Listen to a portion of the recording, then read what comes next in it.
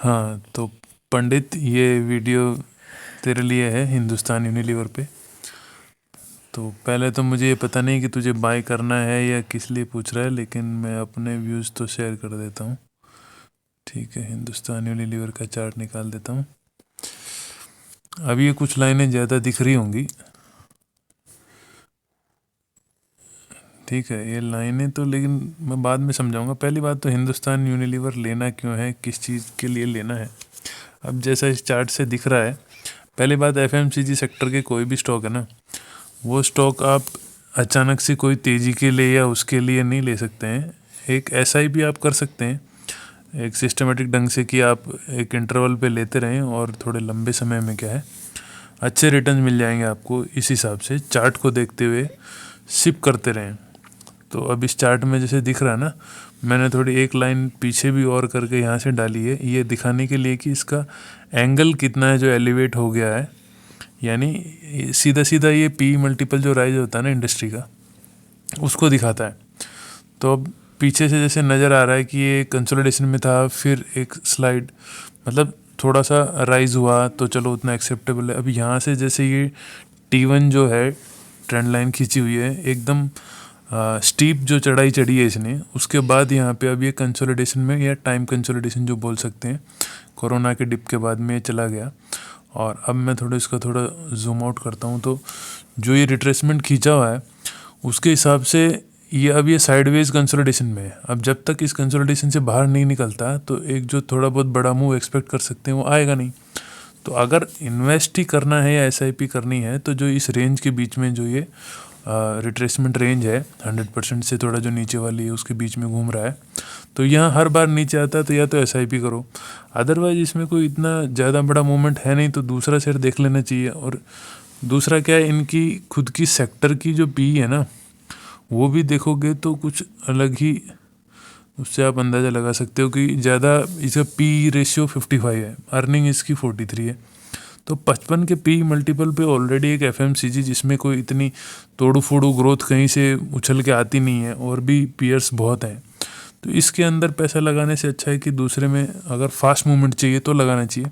Otherwise SIP करनी है तो ठीक है, इसको कंसिडर किया जा सकता है कि चार्ट देख के आप लेते रहो उसको छोटे छोटे इंटरवल्स पे, जब भी नीचे कहीं सपोर्ट पे आए तो ये एक एसआईपी सिस्टम के लिए हो गया। अदरवाइज तो इसमें मैं तो पैसे डालूंगा नहीं भी जब तक ये ब्रेकआउट ना दे दे। ठीक है, क्योंकि जब गिरता है बाज़ार तो ये गिरने में आगे हो जाएंगे। अगर मान लो इलेक्शन होता है और नहीं पसंद आया या प्रॉफिट बुकिंग करनी है तो सबसे पहले गिर जाएंगे। बेशक ये एफएमसीजी सेक्टर होगा, लेकिन अगर चलेगा भी तो इसके अलावा जिसके चार्ट बेटर हैं उनको कंसिडर किया जा सकता है, जो पी मल्टीपल में भी सस्ते हैं। जैसे एक चार्ट ये मैं अभी दिखा देता हूँ। ठीक है, ये चार्ट है इमामी का। अब इस चार्ट को देखो और उस चार्ट को देखो। जहाँ पहले कभी हिंदुस्तान यूनिलीवर था, इमामी आज वहीं है।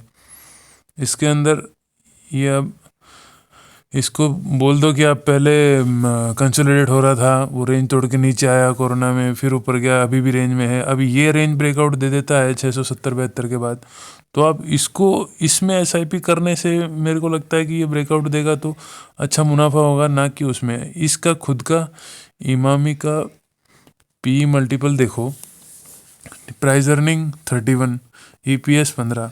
पहली बात तो ये प्राइस टू अर्निंग रेशियो सस्ते पे ट्रेड हो रहा है उससे, तो अगर ये करेक्शन में भी आता है तो कम होगा बनस्पत उसके कि हिंदुस्तान यूनिलीवर हो। दूसरा, इनका प्राइस टू बुक वैल्यू देख लो कि बुक वैल्यू के कितने गुना ट्रेड हो रहे हैं। अब ये हिंदुस्तान यूनिलीवर है, ये 11 प्राइस टू बुक वैल्यू 11 के मल्टीपल पे ट्रेड हो रहा है, जहाँ सेम इमामी है वो 9 के प्राइस टू बुक वैल्यू पे है।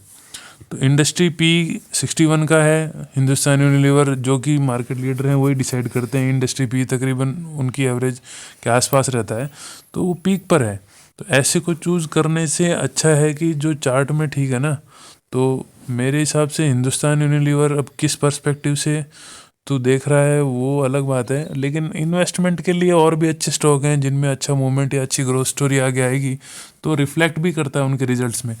एफएमसीजी के मार्जिन्स को देखोगे तो इतना कोई तोड़ू फोड़ू मार्जिन्स तो वो क्लॉक कर नहीं लेगा, इतना कोई एक्सपेंडिचर से कहीं रूरल या अर्बन से आ नहीं जाएगा।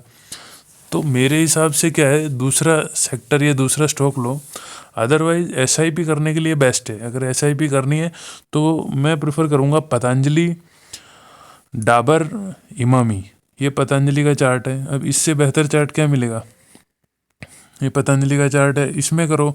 अगर थोड़ा स्पीडी मूवमेंट चाहते हो, देख रहे हो, तो ये चार्ट बढ़िया है। अदरवाइज इमामी है, जो देखने में भी सुंदर है, चार्ट भी बढ़िया, फॉर्मेशन भी बढ़िया, प्राइस टू अर्निंग भी बढ़िया, सेक्टर एफएमसीजी है। तो इसके पीछे जाना पसंद करूँगा मैं, बल्कि हिंदुस्तान यूनिलीवर के। तो ये था यूनिलीवर के ऊपर मेरा व्यू। बाकी आप खुद अपना डिसाइड कर लो थोड़ा बहुत देख के। Thank you.